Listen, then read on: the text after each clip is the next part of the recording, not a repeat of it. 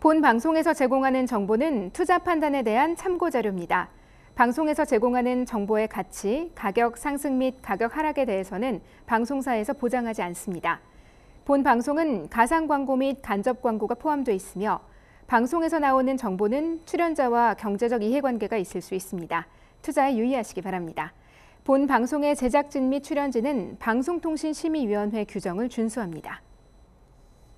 기준금리가 사상 처음 0%대에 진입하면서 예적금 상품들의 금리가 대부분 1, 2%대로 떨어졌습니다. 한동안 제로금리가 유지될 것으로 보이는 이러한 상황 속에서 사회적으로 자리를 잡지 못해서 투자를 할 여유가 없었던 2030 청년층을 대상으로 하는 저렴하면서도 간편한 소액 저축 그리고 투자 서비스를 제공하는 시장의 흐름이 보이고 있습니다. 그 흐름은 고객의 잔돈을 노리는 금융이라는 뜻에서 잔돈금융으로 불리는데요. 정해진 시점에 일정 금액을 투자하는 방식과 다르게 일상생활에서 생기는 자투리 금액을 모으는 것입니다. 잔돈금융을 두고 금융업계에서는 투자의 거리감을 느끼는 사용자에게는 소액으로 투자를 시작해 볼 수 있는 경험을, 투자에 익숙한 사용자에게는 편리함을 제공하고 정기적으로 2030 청년층의 올바른 투자 습관을 형성해 촉매제가 될 것이라고 생각하고 있습니다. 네, 누구나 쉽고 빠르게 투자할 수 있는 생활 밀착형 재테크 이야기 지금 바로 시작합니다.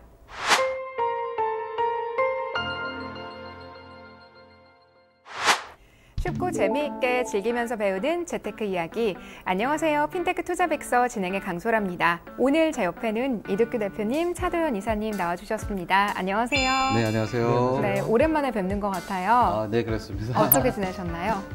저는 정말 잘 지내고 있는데요. 다시 또 전 국민이 긴장하는 시간이 되어서 또 긴장을 열심히 하고 건강을 유지해야 된다 생각하고 있습니다.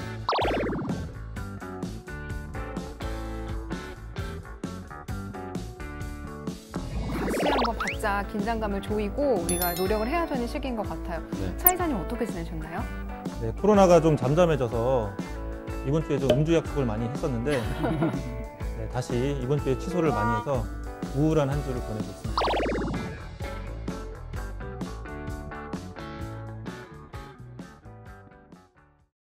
주식은 좀 무서워하는 방법도 잘 모르고 요새 적금도 이율이 많이 낮던데 도통 돈이 보이지 않더라고. 적금보다는 이율이 높고 주식보다는 좀 안전한 투자처 그쪽으로 알아봐야지. 일단 20대 후반 직장인이시고요. 투자금은 지금 살고 계신 집의 보증금 1,000만 원으로 시작을 해보고 싶다라고 하셨습니다. 이 사연자분에게 딱 맞는 P2P 상품도 있을까요? 바로 이 사연자분께서 안전을 강조하셨기 때문에 저는 다른 P2P 상품보다 추천을 드립니다. 우리가 P2P 투자를 할 때 안전하게 투자하는 게 정말 중요하잖아요. 그렇기 위해서 그럼 눈여겨봐야 할 것들 어떤 것들이 있을까요? 이 바로 한계차주의 를 한번 꼼꼼하게 확인하셔서 한계차주가 월세를 낼 수 있는 능력이 있는지에서 판단해 보시는 것이 중요하다고 할 수 있습니다. 지난번에 신탁사에 대해서 잠깐 언급을 하셨는데 이 신탁사가 하는 역할이 뭔지 한번 정리해 볼까요? 쉽게 말하면 신탁사의 역할은 라고 말씀드릴 수 있을 것 같습니다. 신탁사에게 위탁을 함으로써 어떤 다른 이슈가 생기지 않게끔 소유권에 대해서 안전장치를 갖게끔 하게 해놓는 장치입니다. 나도 마스크 벗고 방송하고 싶다. 여기까지입니다. 네, 이번에는 한 주간 핀테크 업계에서 어떤 이슈들이 있었는지 정리해보는 핀테크 뉴스입니다. 먼저 첫 번째 기사입니다. 오는 8월 온라인 투자연계 금융업 시행을 앞두고 P2P 업체들이 준법 감시인 구인난에 빠졌습니다. 조건이 엄격해 구하기가 쉽지 않다는 건데요. 하지만 일각에서는 이 같은 자격 요건이 200여 개나 난립한 P2P 업계에 여과장치로 작동할 수 있다는 목소리입니다. 대한민국 제1호 핀테크 학회가 출범됐습니다. 학회는 핀테크와 블록체인 기술 등 미래 주요 산업과 기술 발전 표준화 등을 추진하고 정부의 제도 개선에도 참여할 계획인데요. 정부와 학교, 업계가 뭉쳐 유관 학회를 설립한 것은 이번이 처음입니다.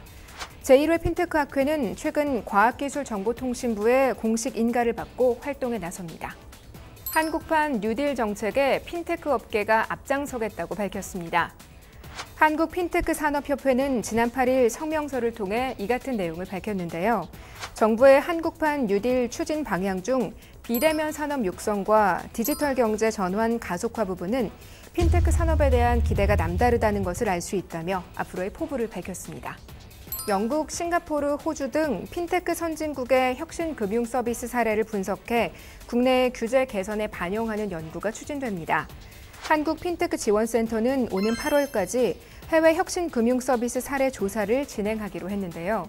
센터는 우선 해외의 금융 규제 샌드박스에서 혁신 금융 서비스로 지정된 50건 이상의 사례를 분석해 국내 혁신 금융 서비스와 비교하고 이후 분석된 해외 혁신 금융 서비스를 국내에 도입하기 위한 규제 개선 과제를 금융당국에 제안할 계획입니다. 이상으로 한 주간의 핀테크 뉴스였습니다. 네, 한 주 동안 이슈가 됐던 핀테크 업계 뉴스들을 살펴봤는데요. 이 P2P 업계가 뜨거운 관심을 받고 있는 만큼 시장의 규모도 점점 더 커지는 것 같아요. 관련 정책도 많아지고요. 네, 맞습니다. 한국 P2P 금융협회 공시 자료가 있는데요. 2016년 초반 연도에는 대출 금액이 약 1,525억 원 정도로 추정됐었습니다. 그런데 2020년 현재 3월 기준으로 약 6조 5천억 원 정도 증가됐다고 보면 될 것 같습니다. 와, 1,500억 원 단위에서 그렇죠. 6조로 바뀌었네요. 어마어마한 급성장한 시작이죠. 2016년과 2020년이라면 뭐 4, 5년 정도인데 시장 이 성장의 속도가 정말 무섭다는 생각이 듭니다. 앞으로 근데 이 기세가 더 빨라질 것 같아요. 네, 맞습니다. 네. 이렇게 시장 규모가 커지는 만큼 오는 8월이죠. 온라인 투자 연계 금융업, 일명 P2P 금융업법 시행을 앞두고 P2P 업계에 아주 다양한 움직임이 있는 것 같아요. 그중에 하나가 바로 이 준법 감시인 제도라고 들었는데요.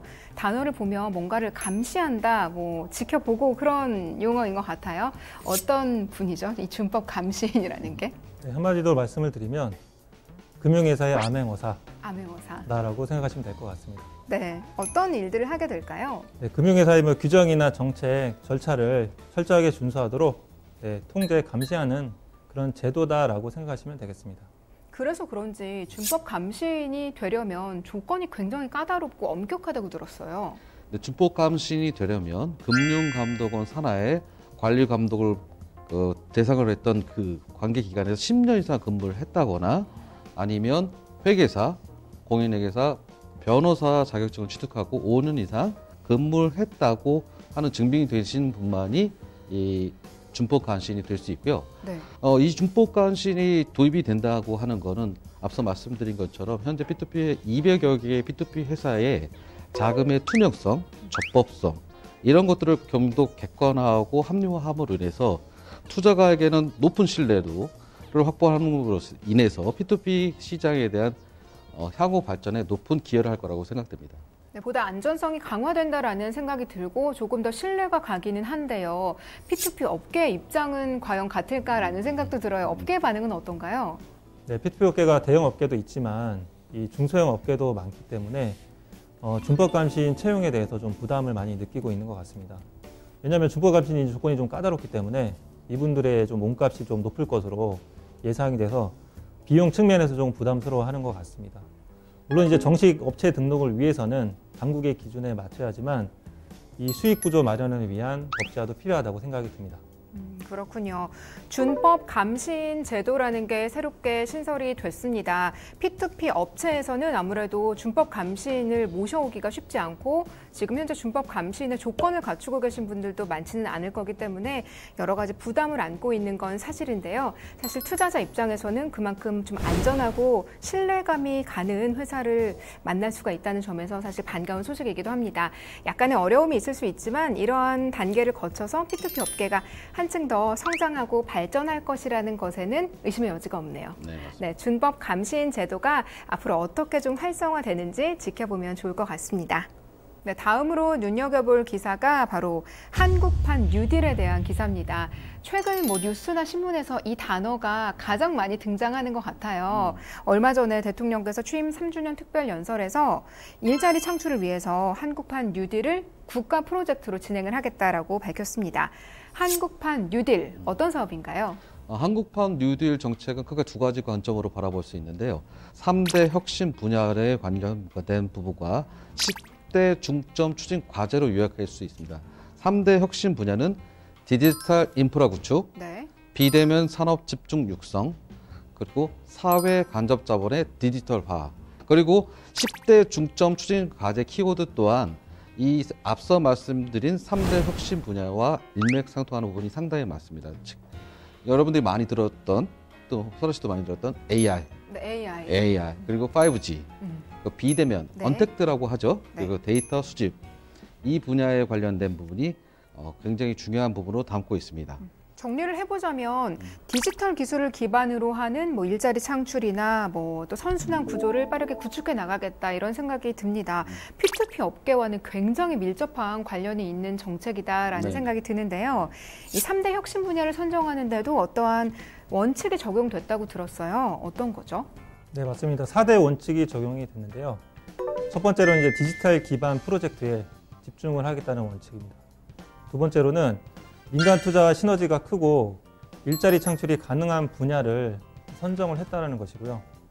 세 번째로는 전반적인 산업, 전 분야의 기초가 되는 혁신 인프라에 적용하고 있다는 점이고, 마지막으로는 임팩트 있는 대규모 프로젝트에 선택과 집중하겠다는 원칙이다라고 생각하시면 되겠습니다. 네, 그렇습니다. 이번 연설에서 특히나 비대면 산업의 육성을 많이 강조하셨는데요. 언택트화라고 하잖아요. 비대면 산업 하면은 뭐 핀테크, 저희가 핀테크 투자백서여서가 아니라 이건 뭐 거의 핀테크, P2P와 정말 밀접한 관련이 있다는 생각이 가장 먼저 듭니다. 그렇다면 한국 핀테크 산업 지금 어느 상황인지 현황을 좀 한번 살펴봐야 하지 않을까요? 네. 전 세계적으로 코로나19의 영향으로 언택트, 특히 언택트 중에 금융 분야에 대한 관심이 굉장히 이슈화되고 있고요. 현재 한국 핀테크는 말씀드린 것처럼 전 세계 최초, 그리고 국내에서 17년 만에 최초로 온라인 투자 연계 금융업이라고 하는 새로운 법이 제정됐지만, 반면에 국내에서 지금 일어나고 있는 핀테크는 선진 금융 기반인 영국, 미국, 일본, 호진국의 호주 등에 비해서 상당히 뒤졌다고 볼 수 있습니다. 그렇군요. 네, 그래서 이 코로나19가 우리 그 핀테크 업종에 비해서 언택트 금융에서 상당히 많은 공격적인 산업 진출에 대한 계기도 발생할 수 있을 것 같습니다. 한국 핀테크 업계가 빠른 시간 안에 단기간 안에 굉장히 급격하게 성장을 이룬 것은 맞지만 핀테크 금융의 선진국이라고 불리는 다른 나라들에 비해서는 아직 그 기반이 충분히 갖춰지지는 않았다라는 말씀이셨고요. 앞으로 8월에 법이 또 시행이 되면서 많은 것들이 새롭게 생겨나잖아요. 앞으로의 발전 가능성이 더욱더 클 수밖에 없다라는 생각이 듭니다. 또 정부가 발표하는 여러 가지 정책들이 이러한 핀테크 산업 성장에 기대를 할 수밖에 없게 만들고 있거든요. 뭐 우리나라뿐만 아니라 전 세계적인 트렌드가 그런 것 같기도 하고요. 그래서 핀테크 산업협회에서도 앞으로의 포부를 좀 밝혔다고 하죠. 네, 우선 협회는 한국판 뉴딜 정책에 대해서 상당한 기대감을 내비쳤습니다. 이 한국판 뉴딜 추진 방향 중에서 우리가 지금 직면하고 있는 이 비대면 산업 육성과 디지털 경제 전환 가속화 부분을 보면 핀테크 산업에 기대가 남다르다는 것을 알 수가 있다며, 이 협회는 비대면 산업 성장과 디지털 경제 전환을 위해 핀테크 산업이 앞장서겠다라고 밝혔습니다. 네, 한국판 뉴딜 정책 그 중심에는 바로 핀테크 업계가 있습니다. 앞으로 우리나라뿐만 아니라 전 세계적인 흐름이 이렇게 언택트화로 진행이 될 것 같은데요. 그 중심에서 P2P가 어떠한 역할을 하게 될지 함께 지켜보면서 그 성장에 함께 동참해 보시면 좋을 것 같습니다.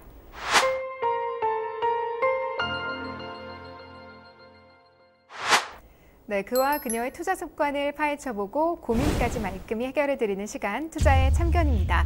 저희 앞으로 매주 굉장히 많은 사연이 오고 있는데요. 오늘은 또 어떤 고민 사연이 왔는지 지금 바로 확인해 보도록 할게요. 안녕하세요. 현재 신림동에 자취를 하고 있는 20대 후반 남성입니다. 최근에 본가 근처의 중소기업으로 이직을 하게 됐어요. 이제 한 달 내로 신림을 떠나서 본가에서 직장을 다닐 예정입니다. 요즘 제 최대 관심사는 바로 차인데요. 중고 외제차를 구매할 예정입니다. 제가 이렇게 외제차를 딱 집어서 사려는 이유는 최근 운전 중에 사고를 당할 뻔했기 때문입니다. 자기야, 오랜만에 들어있다네. 그러게, 간만에 콧바람 쐬고 아주 좋다, 그치? 부모님 차라 잘 쓰고 반납해야 돼. 그래, 그러자. 근데 오빠, 옆에 봐, 조심해. 뭐야, 깜빡이도 안 켜고 바로 들어오네? 뭐 운전을 저 때로 해. 오빠 조심해야 되겠다. 경찰하고 무시하는 거야, 뭐야? 이번만이 아니었습니다. 회사 차를 운전할 때와는 다르게 집에서 부모님 차를 빌려서 이동할 때마다 유사한 일들이 벌어지곤 했습니다. 제가 7년 무사고에 교통법규도 나름 잘 지키려고 노력하는 터라서 갈수록 제 운전 실력보다는 차가 작다는 이유로 저를 무시하는 듯한 느낌이 들었습니다. 그에 따라 좋은 차에 대한 열망도 더욱더 커졌습니다. 안 되겠다. 외제차로 뽑아야지. 안 되겠어. 작은 차라고 사람들이 무시하는 것 같기도 하고 더는 못 참겠어. 에이 오빠 참아. 오빠 무슨 돈이 있다고 그런 걸 사. 우선 보증금 받은 돈으로 투자해서 돈 좀 불릴 생각이야. 방법은 차차 알아봐야지. 설마 주식하려고? 안 돼 그건. 나도 주식은 좀 무서워하는 방법도 잘 모르고. 요새 적금도 이율이 너무 낮던데 도통 돈이 보이지 않더라고. 나도 간간히 적금으로도 돈을 모으고 있긴 한데 확실히 이자가 적긴 해.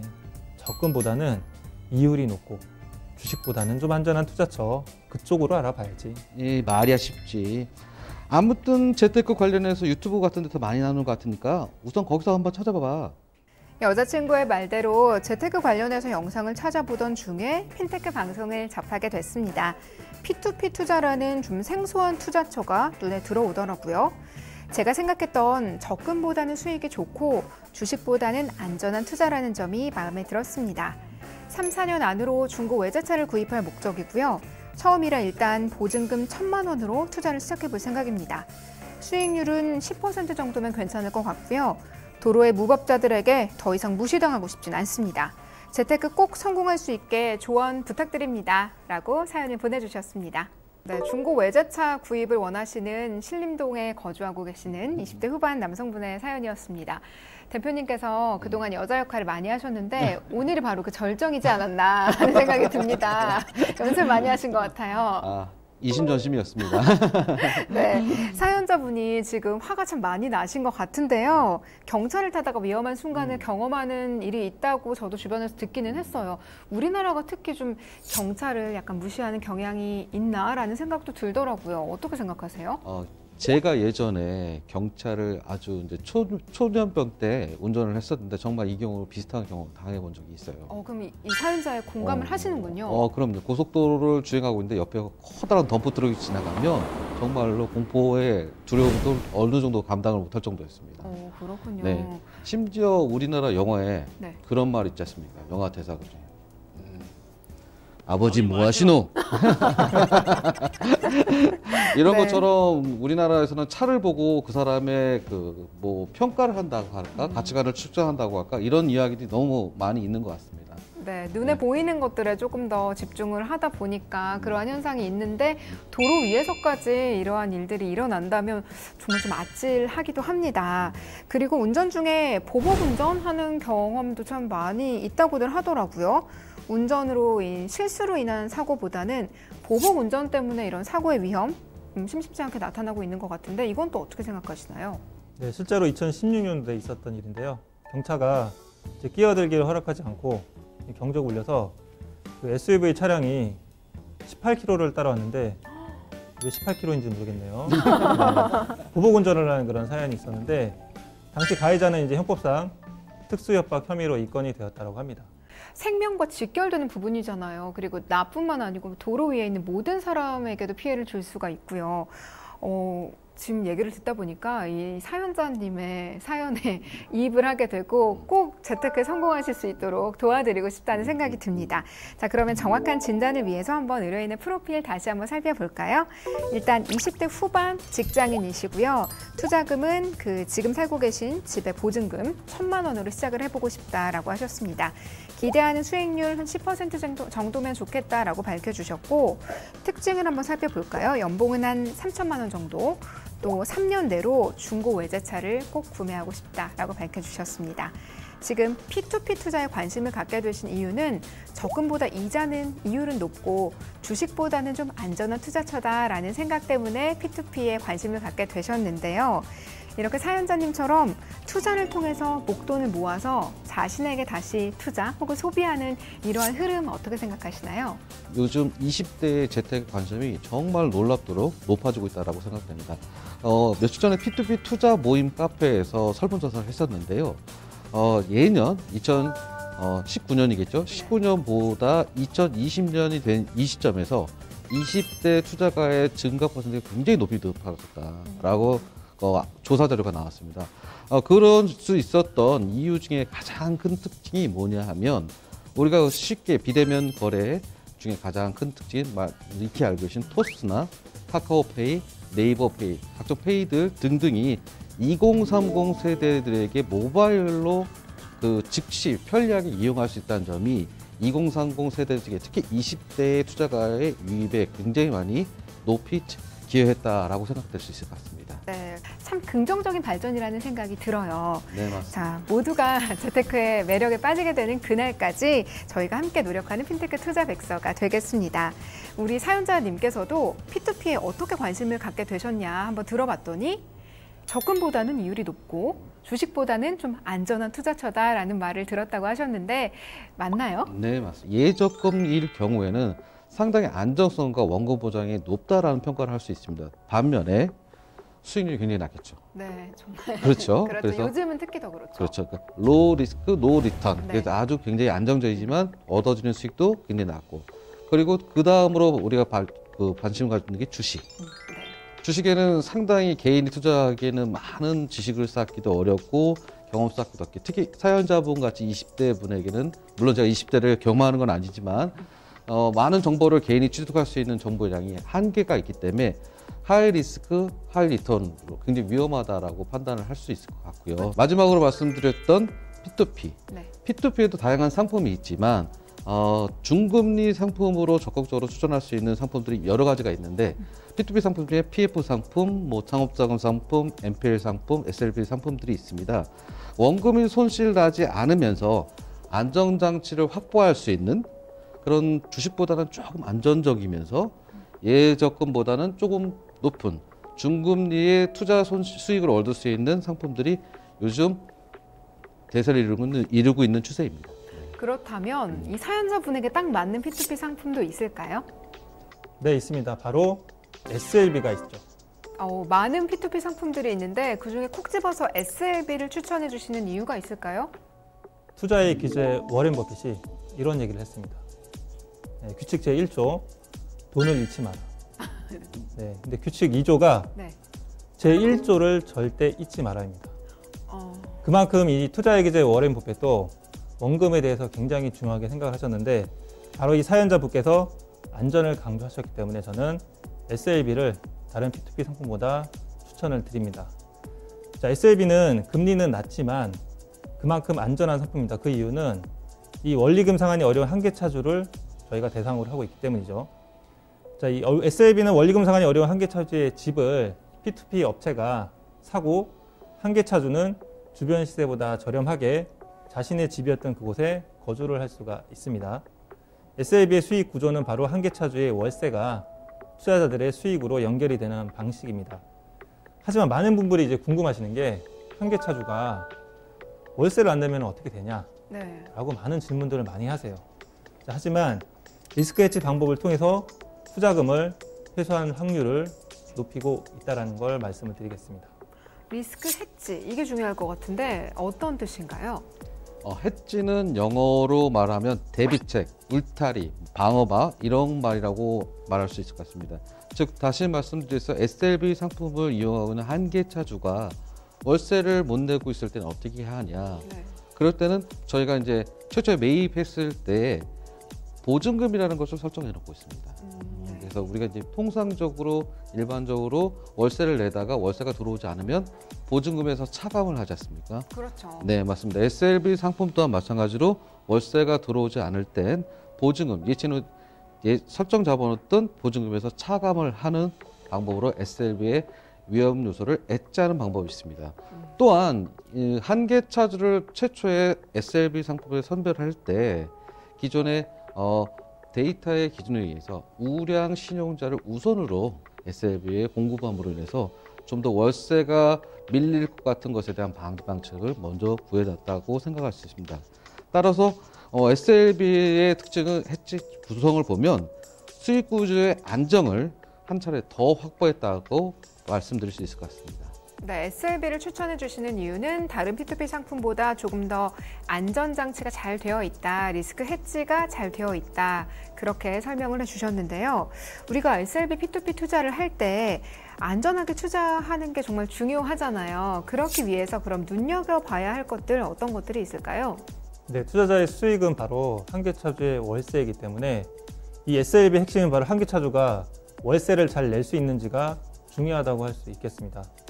이 바로 한계차주의 신용 관련 자료를 한번 꼼꼼하게 확인하셔서 한계차주가 월세를 낼 수 있는 능력이 있는지에 대해서 판단해 보시는 것이 중요하다고 할 수 있겠습니다. 네, 지난번에 신탁사에 대해서 잠깐 언급을 하셨는데 이 신탁사가 하는 역할이 뭔지 한번 정리해 볼까요?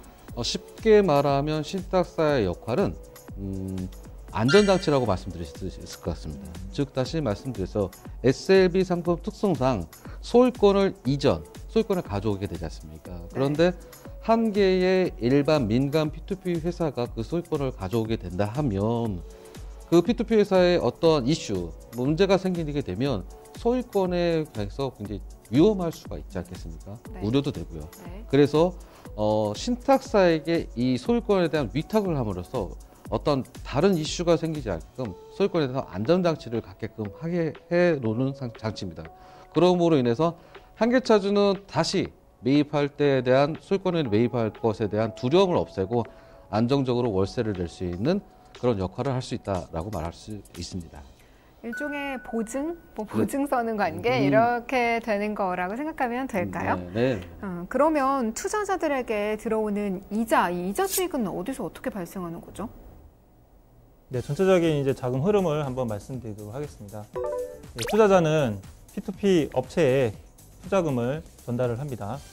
그리고 이 P2P 업체는 방금 전에 말씀하신 신탁사로 자금이 전달이 돼서 이 신탁사는 한계차주와 매매계약 및 임대차 계약을 체결을 하게 되고 매매계약과 임대차 계약을 체결을 했기 때문에 이 한계차주가 가지고 있는 이 대출 채권을 매입을 해서 이제 말소를 하게 됩니다. 자, 그러면 이제 한계차주의 소유권을 이제 가져오게 되겠죠. 네, 그리고 이 신탁사는 우선 수익권을 이 P2P 업체에게 바로 드리게 되고 그리고 투자자는 당연히 원리금 수취권을 부여를 받습니다. 자, 만약에 이제 한 달이 됐을 때 한계차주가 월세를 내시게 되면 그 월세를 신탁사 계좌로 먼저 들어오고 이 신탁사에서 P2P 업체로 이제 수익금이 나갑니다. 네. 그리고 P2P 업체에서 투자자에게 원리금 수취권이 있기 때문에 이 투자자에게 드리는 그런 일련의 과정이고 중요한 점은 한계차주가 임차료를 납부하는 순간부터 투자 수익까지 이 웰컴페이 가상계좌 시스템으로 실시간 확인이 가능하다는 그런 장점도 있습니다. 자, 그렇다면 이 SLB 투자, 다른 P2P 상품군과 비교했을 때 어떤 점이 좀 더 좋고 어떤 점은 좀 더 주의해야 되는지 한번 정리를 해볼까요? SLB 상품은 한계차주에게서 월세를 받음으로 인해서 소득을 얻는 거고요. PF의 경우에는 건축물이 계속 건물에 대해서 건물을 하다가 건물이 완공이 되고 나서 임대 및 분양 또는 담보대출 전환으로 수익성을 창출해주는 사업입니다. 그렇다 보니까 SLB 상품은 어떻게 보면 담보대출 상품의 성향을 갖고 있고요. 네. 부동산 PF 상품은 건물이 완공되기 전까지는 신용대출의 상품의 성향이 강합니다. 즉 다시 말씀드려서 우리가 이제 담보가 있다 그러면 이제 안전하다라는 느낌을 많이 받게 되지 않습니까? 좀 안심이 되죠. 그렇죠. 그러다 보니까 말씀드린 것처럼 SLB 상품은 담보를 갖고 있기 때문에 안정성을 갖고 있고 그리고 매월 들어오고 있는 월세로부터 수익을 창출하기 때문에 안정성을 갖고 있기 때문에 안전하지만 반면에 안전하면 항상 수익이 좀 나겠죠. 네. 반면에 부동산 PF 같은 경우는 좀 전에 말씀드린 것처럼 신용대출 상품이기 때문에 위험이 SLB 상품보다는 약간 높다. 네. 왜? 중국이 나고 나면 어쨌든 소유권을 가져오니까 추후에는 담보를 형성할 수 있지만 그 사이에는 신용대출의 상품이기 때문에 지금 리스크, 위험도가 있기 때문에 위험도가 높다는 건 또 다른 얘기하면 수익이 높다라고 평가할 수 있을 것 같습니다. SLB의 특징이라고 한다면 비교적 중금리, P2P 여러 가지 상품들 중에서는 중금리 정도에 해당이 되고 안전장치, 담보라는 안전장치가 있기 때문에 조금 더 안전한 투자를 원하시는 분들에게 적합하다라고 정리를 해주셨습니다. 요즘처럼 경기가 이렇게 어렵고 불황일 때 투자자 여러분들은 좋은 투자처를 찾는 게 굉장히 중요하잖아요. 어디에 투자를 하면 조금 더 안정적으로 이 시기를 함께 좀 잘 극복해 나갈 수 있을까를 지금 가장 많이 고민하고 계실 것 같은데요. 그래서 요즘 특히 P2P 투자 이렇게 생각하시는 분들 더 많으신 것 같더라고요. 투자하기 전에 특히 P2P 투자 처음이시라면 정말 잘 알아보셔야 되잖아요. 어떤 점을 주의해서 P2P 투자하셔야 될까요? 네, 첫 번째는 여유 자금으로 투자를 하셔야 합니다. 기본 중에 기본이죠. 네, 대출 받아서 투자하시면 절대 안 됩니다.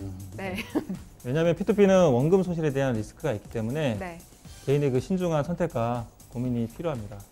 제가 앞서도 말씀드렸듯이 P2P는 물론 원금 손실에 대한 위험이 있지만 이 안전장치가 있는지를 확인하시는 것이 매우 중요하다고 할 수 있기 때문에, 왜냐하면 안전장치를 잘 확인하시면 그만큼 원금 손실에 대한 위험이 낮아지기 때문이죠. 네.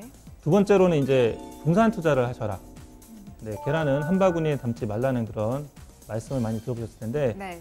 물론 이제 계란을 한 바구니에 담으면은 많은 수익이 발생할 수 있겠지만, 네, 그 바구니가 만약에 넘어지게 된다면 모든 계란은 다 깨지게 되기 때문에 분산 투자를 하시다라고 말씀드리고 싶습니다. 네, 자 이제 이 사연자분 그리고 투자하시려는 분들이 가장 궁금해하실 부분이죠. 수익금 얼마나 날 수 있는지 예상 상환 스케줄 한번 살펴보겠습니다. 아까 보증금 1,000만 원으로 일단 시작해 보고 싶다고 하셨는데 얼마나 나올까요? 총 모집 금액 5억 원이라고 하는 펀드 상품에 투자를 1,000만 원 하셨을 때의 경우에 대해서 상환 스케줄표를 말씀드리도록 하겠습니다. 1,000만 원을 12달에 거쳐서 10개월의 목표를 하면 예상 수익, 세전 이익은 100만 원 정도 수익을 예상할 수 있고요. 최종 12달이 지나고 나서 원금 플러스 이자를 해서 최종 지급 금액은 1,072만 5천 원으로 예상될 것 같습니다.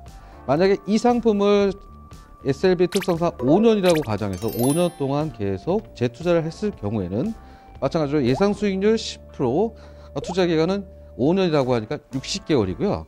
5년간 세후 이익은 362만 5천 원입니다. 즉 다시 말씀드려서 1,000만 원의 원금을 투자해서 5년 동안 10%의 수익률을 거치고 나면 원금과 수익률을 합산한 금액은 1,362만 5천 원으로 예상됩니다. 네. 아주 숫자가 쏙쏙 귀에 들어옵니다.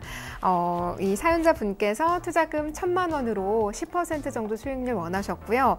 1년간 투자하셨을 때는 순수익금 72만 원 정도 받아보실 수가 있고, SLB라는 상품의 특성상 5년 주기로 보통 투자가 이루어지기 때문에 5년 정도 투자하셨을 때는 360만 원 정도의 수익금 받아보실 수가 있겠습니다. 5년 후에 1,360만 원이면 중고 외제차 구입할 수 있을까요? 그럼요. 네, 꿈을 이루시기를 응원하면서 저희의 상담이 도움이 되셨기를 바랍니다. 비슷한 고민하셨던 분들도 도움 많이 되셨을 것 같아요. 자, 그러면 P2P 투자 또 SLB 투자 원하시는 분들에게 꿀팁 한마디씩 전수해 드려야죠. 먼저 이사님. 네, 한 개 차주의 신용 정보를 파악하라. 그 SLB는 한 개 차주의 월세가 수익이기 때문에 네. 한 개 차주의 신용 정보를 꼼꼼히 확인해 보시라라고 말씀드리고 싶습니다. 네, 한 개 차주의 월세가 곧 수익금이기 때문에 한 개 차주의 신용도를 꼼꼼하게 파악해라라고 조언해 주셨고요. 자, 그럼 대표님의 꿀팁은 뭐죠? 제 꿀팁은 자금의 흐름을 실시간으로 파악하라. 가능한가요? 네, 가능합니다. 가장 중요한, 오늘 언급된 내용 중에 가장 중요한 언택트입니다. 실시간으로 내 자가 투자한 자금을 내 눈은 항상 CCTV와 같이 네. 내 눈을 볼 수 있어야만 하고, 그것이 내가 확인할 수 있게끔 언제든지 파악해야 된다라고 생각됩니다. 안전장치가 있는 투자라고 할지라도 본인이 관심을 갖고 관리를 하는 건 또 다르겠죠. 내 자금의 흐름을 실시간으로 파악하라라고 조언해 주셨습니다. 방송에서 나오는 투자 정보는 전문가 개인 의견입니다. 투자는 투자자의 판단과 책임 하에 이루어져야 한다는 점 항상 명심하시고요. 모든 투자에는 수익과 위험이 공존할 수 있다는 점도 항상 기억하시기 바랍니다. 저희 방송과 함께 하시면서 조금 더 성공적인 재테크에 관련된 꿀팁들 많이 얻어가셨으면 좋겠어요. 이사님, 방송에서 들을 수 없었던 꿀팁까지 들을 수 있는 기회가 있다면서요? 네, 세미나가 있는데요. 주제는 떠오르는 SLB 시장 파헤치기입니다. 장소는 서울시 강남구 테헤란로 3원타워 3층에서 매주 수요일 오후 2시에 선착순 20분께만 전화 예약 필수라는 점 022128-3330으로 전화 예약하시고 참석하시면 되겠습니다. 네, 또 방송 시청하시다가 궁금하신 점 있으신 분들도 같은 번호로 연락 주시면 되는데요. 022128-3330번으로 전화 주시면 저희가 언제나 친절하게 전문가 상담 도와드리도록 하겠습니다.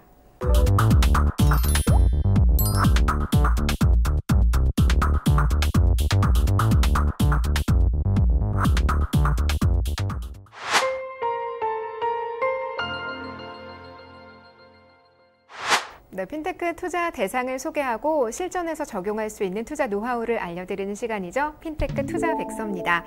오늘 소개해드릴 상품은 바로 부동산 P2P 상품인데요. 지금 소개해드리는 이 상품은 이미 상환이 완료된 상품이고요. 앞으로 이 성공적인 P2P 투자 사례에 좀 도움이 되셨으면 하고 성공 사례를 소개해드린다는 점 참고하시기 바랍니다. 자, 오늘 소개해드릴 상품, 경기도 남양주시에 위치한 다가구 주택입니다. 어떤 상품일지 정말 궁금한데요. 먼저 상품의 개요와 함께 소개부터 부탁드립니다. 개요 정보에 대해서 말씀드리겠습니다. 경기도 남양주시 다가구 주택이고요. 상환 완료된 상품입니다. 위치는 말씀드린 것처럼 경기도 남양주시에 위치하고 있고요. 규모는 대지 면적이 364제곱미터, 연면적은 477제곱미터입니다. 층은 지상 1층에서 지상 3층의 규모를 갖추고 있습니다. 공사 기간은 7개월 기간이고요. 용도 지역은 다가구 주택 신축 사업 지역이고요. 예상가치, 준공후 예상가치는 27억 원입니다. 연수익률은 14%였고요. LTV 구간은 70%였고요. 상환 방식은 만기일시 상환. 만기가 됐을 때 한꺼번에 상환하는 만기일시 상환 방식이죠. 상환 제보는 첫 번째로 준공후 담보대출 대환으로 투자금을 회수할 수 있는 준공후 담보대출 상환이고요. 두 번째로는 분양 임대 수익을 통한 투자 원금을 상환하는 방식. 이 두 가지 방식으로 건축자금 대출을 상환 완료하는 방식입니다. 네, 경기도 남양주시에 위치한 다가구 주택입니다. 총 3층 건물의 주택이고요. 다가구 주택이랑 다세대 주택, 이름이 거의 비슷하잖아요. 이름 때문에 헷갈리시는 분들 많이 계실 것 같아요. 차이점이 분명히 있겠죠? 네, 다세대 주택이라고 하면은 공동주택으로 보통 4층 이하의 건물로 지어집니다. 예를 들어서 우리가는 이제 빌라가 바로 다세대 주택에 해당이 됩니다. 네. 다세대 주택은 소유자가 이제 여러 명이 있는 주택이다라고 이해를 하시면 될 것 같고, 반대로 이제 가구 주택은 우리가 아는 이제 원룸, 투룸 같은 소유자가 한 명인 분이 임차로 여러 명을 이렇게 관리하는 그런 집을 다가구 주택이라고 합니다. 자, 오늘 소개해드리는 상품 부동산 PF 상품입니다. 부동산 PF는 P2P 투자 상품이긴 하지만 앞에 부동산이 붙잖아요. 그런 만큼 개발 호재, 입지 이러면 무시할 수가 없죠. 한번 정리를 해볼까요? 네, 해당 물건은 워낙에 뛰어난 입지와 다양한 호재가 겹쳐 있는 그런 상품입니다. 그래서 각각 하나씩 제가 차근차근 설명해 드리겠습니다. 첫 번째, GTX B 노선이 준공 예정인 별내역 인근에 위치해 있어서 서울역까지 15분, 청량리역까지 10분 내에 진입 가능한 서울과 접근 가능성이 굉장히 높다고 예상됩니다. 그래서 유동인구 또한 굉장히 많이 늘어날 거라고 생각되고, 두 번째로 수석대교가 건설되고 올림픽대로가 또 확장되고 제2 경부고속도로가 완공되는 등 교통 호재가 굉장히 구축이 잘 될 거라고 예상되는 지역입니다.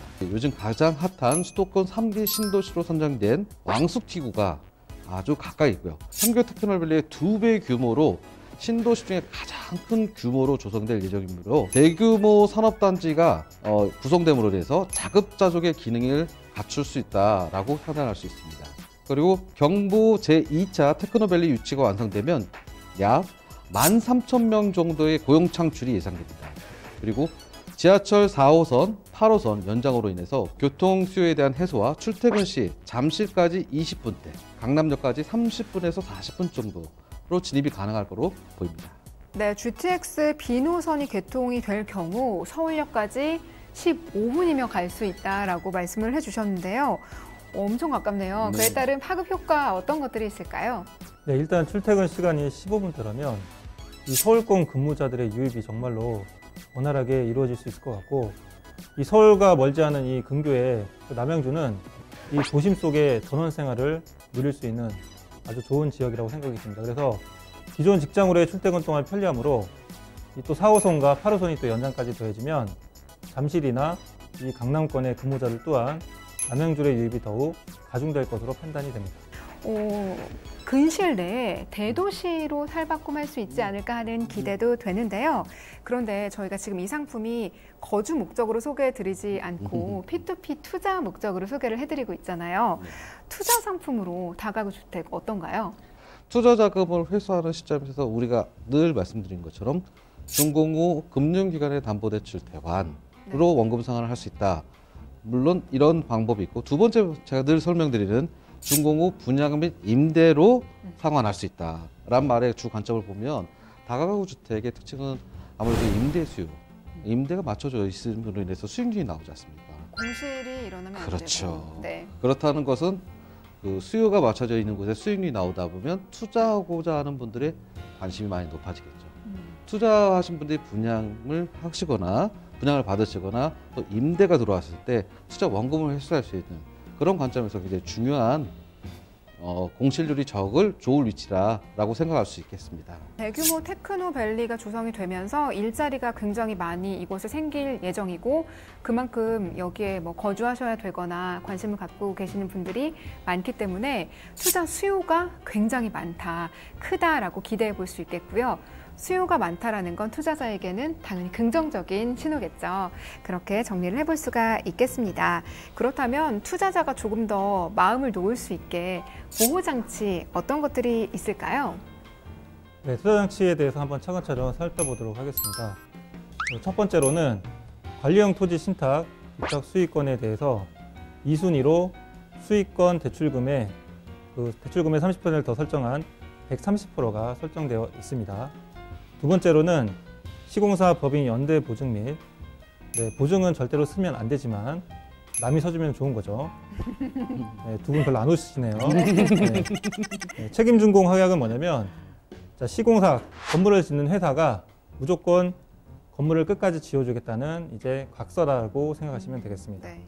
근데 만약에 이렇게 해도 원금 회수가 불가능할 시에는 그 경매 낙찰가로 원금 회수가 가능한데요. 바로 자산 유동화 회사의 채권 매각을 통한 또 원금 회수가 가능합니다.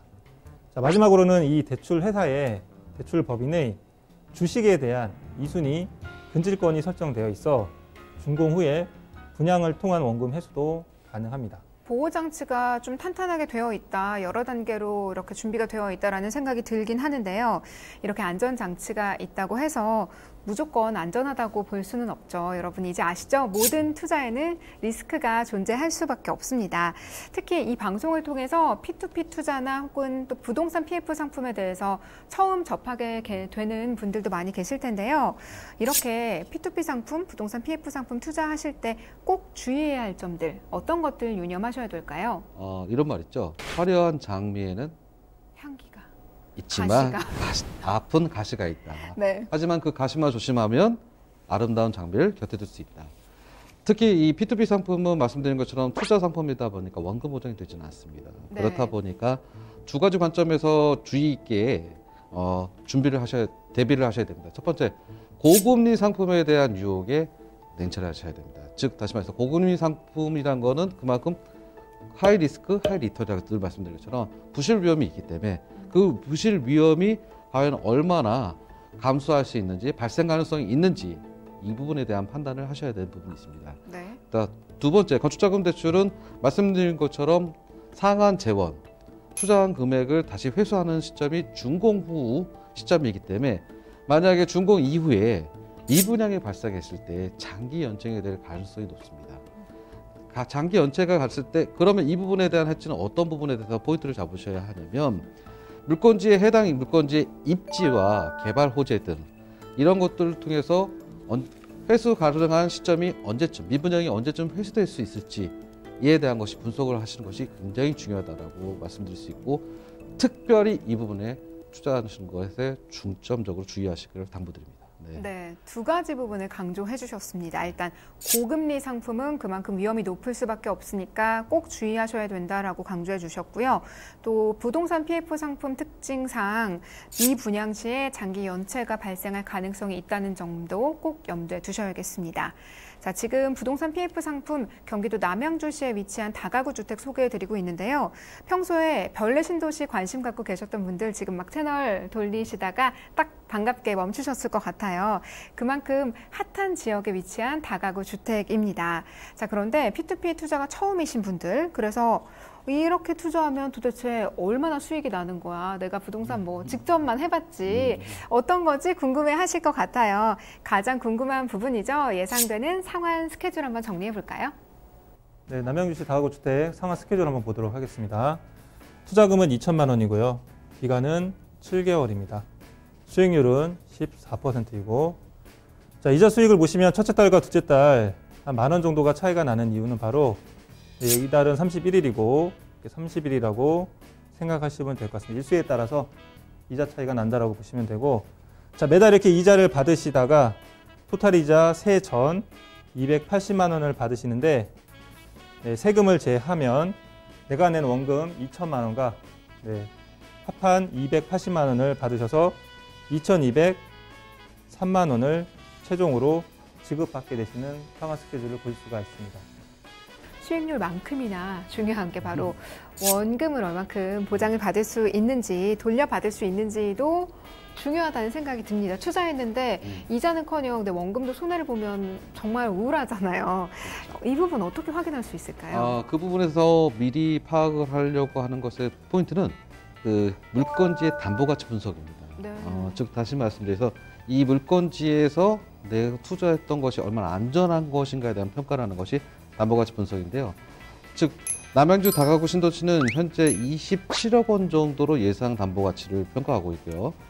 첫 번째 선순위 은행에서는 대출 금액이 10억 원 설정돼 10억 원이고요. 네. 2순위 P2P 펀딩은 3억 원. 두 개 합산하시면 13억 원이 되겠죠. 그래서 총 27억 원 중에 13억 원을 뺀 나머지 차액, 담보가치, 잔존가치라고 얘기를 하는데 14억의 만큼 돈을 받을 수 있는 잔존가치가 있다라고 평가하시면 될 것 같습니다. 이렇게 다양하게 분석이 뒷받침이 되니까 투자하시는 분들이 조금 더 안심하고 투자하실 수 있지 않을까 하는 생각이 듭니다. 부담이 조금은 덜어질 것 같은데 이 부담 조금 더 날려드릴 수 있게 투자 포인트 있다면 한번 짚어주시죠. 네, 마지막으로 핵심 요소인 이 투자 포인트를 빼먹을 수 없겠죠. 남양주에서 청량리까지 10분, 서울역까지 15분대에 진입 가능한 초고속 교통망 GTX 개통으로 이 지가 가치 상승을 볼 수가 있겠습니다. 그리고 다산 신도시와 왕숙 신도시의 입주 완료 시 인구가 100만이 넘는 대도시로 변모할 가능성이 높습니다. 그리고 수석대교가 건설이 되고 올림픽대로가 확장이 되고 제2 경부고속도로가 2024년에 완공이 되면 이 남양주는 광역교통망의 획기적인 개선으로 인해 미래가치 또한 풍부하다고 볼 수가 있겠습니다. 준공 후 예상 담보가치는 한 27억 원으로 LTV, 담보가치 비율은 한 70%로 준공이 완료되면 임대 보증금, 분양대금 관리를 통한 투자 회수가 가능하다고 볼 수 있겠습니다. 네, 오늘은 경기도 남양주시에 위치한 다가구 주택 이 부동산 건축자금 대출 상품 소개해 드렸습니다. 여러 가지 교통 호재가 있고요. 일자리 창출에 대한 기대 또한 높기 때문에 그만큼 수요가 높은 지역, 투자자에게는 또 그만큼 희소식이 될 수 있는 요소가 많다는 점 함께 기억해 주시면 좋을 것 같습니다. 지금 소개해 드리는 상품은 이미 상환이 완료된 상품이고요. 앞으로 부동산 PF, P2P 투자하실 때 참고가 되시라고 소개해 드린다는 점 다시 한번 강조해 드립니다. 또 방송에서 나오는 투자 정보는 전문가 개인 의견입니다. 투자는 결국 투자자의 판단과 책임 하에 이루어져야 된다는 점 항상 명심하시고요. 저희 재테크 꿀팁 핀테크 투자 백서와 함께 하시면서 성공적인 재테크로 한 걸음 더 가까이 나가보시기를 바랍니다. 저희가 매주 이렇게 투자 노하우 알려드리고 있는데 오프라인에서 더 자세한 내용 들을 수 있는 기회가 있다면서요, 대표님? 네, 떠오르는 SLB 시장 파헤치기라는 주제로 세미나가 있습니다. 오프라인에서 있는데요. 주소는 서울 강남구 테란로 3원타워 303호이고요.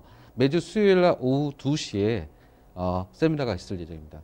단 전화로 반드시 예약을 해야 된다는 점이 있으니 반드시 유의해 주시고요. 전화번호는 2128-3330번입니다. 네, 전화 예약이 필수라는 점을 강조해 주셨습니다. 매주 수요일에 열리고 있는 오프라인 세미나도 많이 관심 가져주시고요.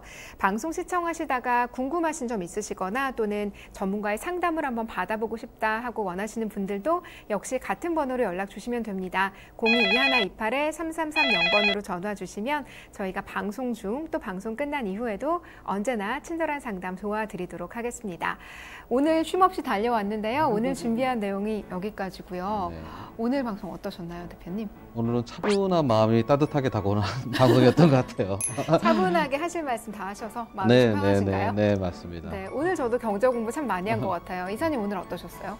네, 오늘은 드디어 마스크를 벗을 거라고 생각했는데 네, 요즘에 이제 미스 트롯이 굉장히 인기지 않습니까? 네. 그래서 오늘은 트롯으로 제가 마음을 한번 표현해 보도록 네, 기대됩니다. 기대됩니다. 하겠습니다. 네. 코로나로 마스크에 대표님은 숨이 막히고 이젠 나도 마스크 벗고 방송하고 싶다. 미스트롯의 열풍을 핀테크 투자백서에서 느낄 수 있으리라고 누가 기대했겠습니까? 네, 이사님의 소감 잘 들었습니다. 진짜 마스크 뒤에 굉장히 멋지시잖아요. 아, 감사합니다. 네. 하루빨리 마스크 벗고 이사님 얼굴 공개하는 그날까지 저희가 열심히 한번 뛰어보도록 하겠습니다. 오늘 저희에게 좋은 말씀, 경제 상식들 또 일상에 바로 적용할 수 있는 투자 노하우 전해주신 이득규 대표님, 차도연 이사님 여기서 보내드릴게요. 오늘 말씀 감사합니다. 네, 감사합니다.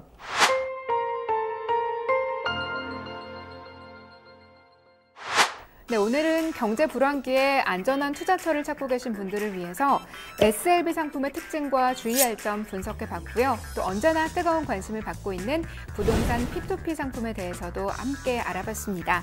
투자자 입장에서는 어떤 안전장치가 있고 또 어떻게 보호받을 수 있는지 굉장히 중요한데요. 모든 투자에는 수익과 위험이 공존할 수 있다는 점 항상 명심하시고요. 이러한 안전장치도 꼼꼼하게 체크하셔야겠습니다.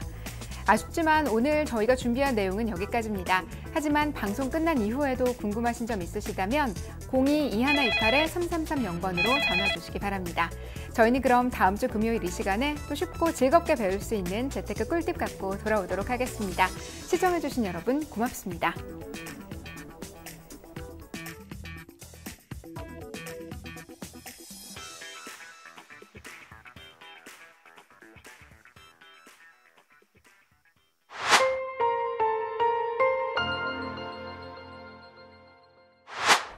본 방송에서 제공하는 정보는 투자 판단에 대한 참고 자료입니다. 방송에서 제공하는 정보의 가치, 가격 상승 및 가격 하락에 대해서는 방송사에서 보장하지 않습니다. 본 방송은 가상 광고 및 간접 광고가 포함되어 있으며 방송에서 나오는 정보는 출연자와 경제적 이해관계가 있을 수 있습니다. 투자에 유의하시기 바랍니다. 본 방송의 제작진 및 출연진은 방송통신심의위원회 규정을 준수합니다.